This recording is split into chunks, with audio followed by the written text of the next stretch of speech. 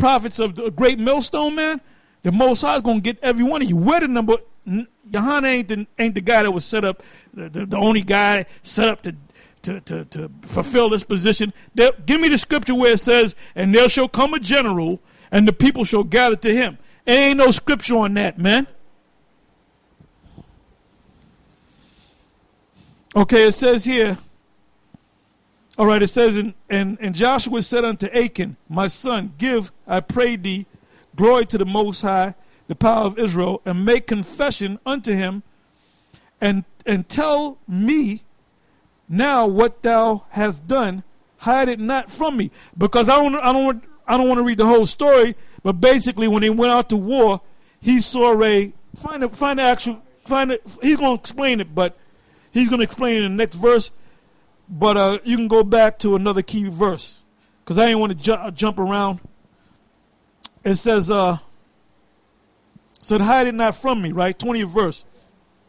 And Achan answered Joshua and said, indeed, I have sinned against the Lord power of Israel. Now he's bowing down. He got caught out there, right? He's confessing. But watch what's going to happen. It said, and thus have I done. 21. When I saw among the spoils, spoils among the Canaanites, when they were taking in land, and when they were supposed to slaughter them, all right, and burn down all of their goods, he said, I saw among the spoils a goodly Babylonian garment, and 200 shekels of silver, and that's a lot of money, and a wedge of gold of 50 shekels weight, and that's a lot of gold. He was paid, but he got the order. Don't burn all that shit. Don't take none of their stuff. Their gold, their silver, their garments, nothing. Don't marry their children. Don't have your sons marry. The brother just read it. The apostle just read it in Deuteronomy 7. Don't have your sons marry their daughters, and don't have your daughters married to their sons, man. All right? It says, a wedge of gold, 50 shekel weight. Then I coveted them and took them. And behold, they are hid in the earth in the midst of my tent, and the silver under it. Now, while this was happening, when Joshua led the children of Israel to war, if you want to jump back and find that, go right to the point, they started losing the war. So Joshua went to inquired of the Lord, why is this going on? So he said, there's somebody doing something wicked. He's doing something that I didn't tell him to do, and he had to find out who it is. And when he found out, the guy got caught out there, and he confessed. All right? It says, 22, so Joshua sent messengers, and they ran unto the tent, and behold, it was hid in his tent. And that proves that these were niggas. And the silver under it, right? And it says, 23, and they took them out of the midst of the tent and brought them unto Joshua and unto the children of Israel and laid them out before the Lord. And Joshua and all Israel with him took Achan, the son of Zerah, and the silver and the garment and the wedge of gold and his sons and his daughters and his oxen and his asses and his sheep and his tent and all that he had, and they brought them unto the valley of Achor, right? 25. And Joshua said, why hast thou troubled us?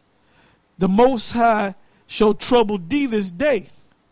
And all Israel stoned him with stones and burnt them, meaning his family, with fire after they had stoned them. So they were already dead. They were lying there dead, bloodied. And then they burnt them, you know. And they rise over him a great heap of stones. They were throwing so many stones at this dude, it became a mountain. They wasn't playing, man. And the man confessed, man. The man confessed. And they raised over him a great heap of stones unto this day. So the Lord turned from the fierceness of his anger, because the Most High, you don't want to get on the Most High's bad side, man, because he will destroy you. That's right, man. He can send demons on you, man, and torment you by demons, man. He can possess you with demons and make you not know that you have demons on you. It says, wherefore the name of the place was called the Valley of Achor unto this day. All right? All right, so back in Genesis chapter 10, verse 8. And Cush begot Nimrod. He began to be a mighty one in the earth. He was a mighty hunter before the Lord. Wherefore it is said, even as Nimrod, the mighty hunter before the Lord. And the beginning of his kingdom was Babel. That's in the land of Iraq today. And Iraq and Akkad and Calneh in the land of Shinar. That's what's also called Mesopotamia. Over there by between the Euphrates and Tigris River and that fertile land there, which the so-called scholars call the Fertile Crescent. All right. It says, out of the land went forth Ashur and builded Nineveh. Now Nineveh, when you read in the scriptures, that was one of the great cities in Assyria, in the land of Assyria. All right. It says, and the city Rehoboth and Calah, and reason between Nineveh and Calah, the same is a great city. And you can see, in some ancient maps, you still see some of the locations where they some of the locations where these lands are at, and they have question marks because they're not sure exactly where they were located. It says, verse 13, it says, and Mizraim begat Ludum and Ananim and Lehabim and Naphtuhim and Pathrusim and Casluhim, out of whom came Philistim and Caphtorim.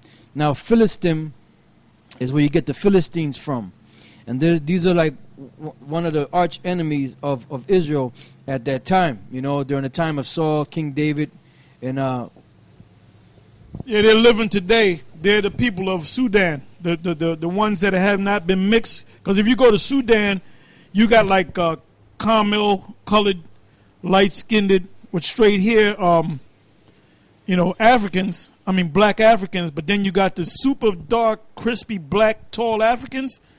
Those are the children of the Philistines that had that perpetual war with King David and the children of Israel. They were known for their stature. Which those the Philistines, they come out of Mizraim, right? Yeah, the Philistines were the so-called Kemites. Yeah, so-called Egyptians, which was the same, the enemies, which is the main enemies of Israel.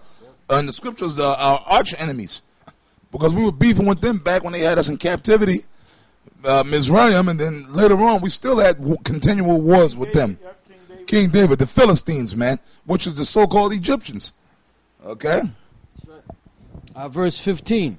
And Canaan begot Sidon, his firstborn, and Heth. And you see Sidon today, which is inhabited by Arabs today, on the sea coast of the western side of the land of Israel, which is the land of Canaan. You have Sidon, you have Tyre, which is above that, and those lands on the coast of that land. It says, and the Jebusites and the Amorite and the Girgashites